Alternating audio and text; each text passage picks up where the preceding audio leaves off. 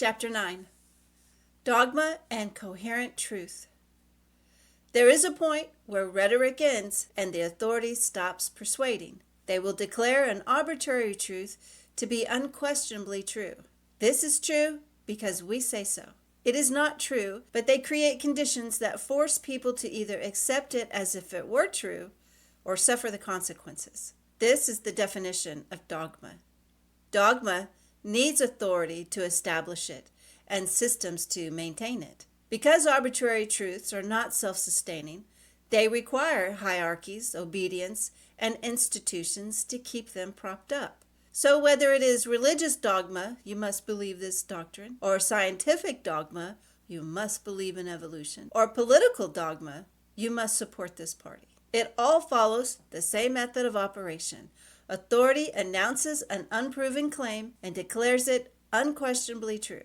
The claim is repeated through institutions, media, and education until it seems true. The claim is enforced, so people either bend the knee or they are excluded. We need to realize that we are all trying to be good. We are all trying our best to respond positively to moral pressures. But dogma demands allegiance.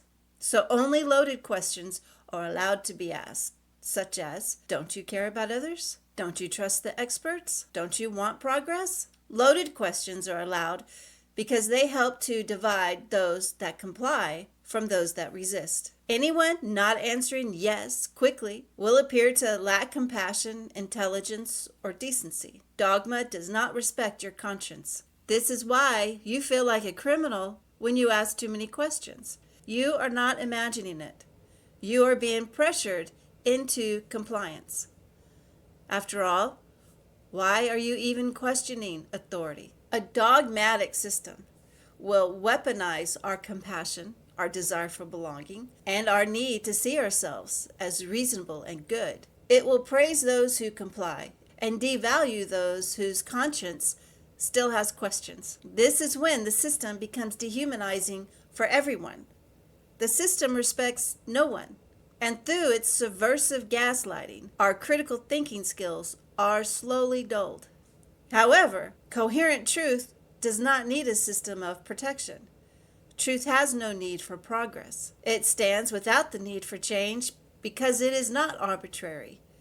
Instead of demanding allegiance, it simply invites us to have a relationship with it. Truth wants us to examine it and question it, and this sharpens our critical thinking. Why do we keep accepting arbitrary systems instead of coherent truth? Because it is easier to obey than to think and resist.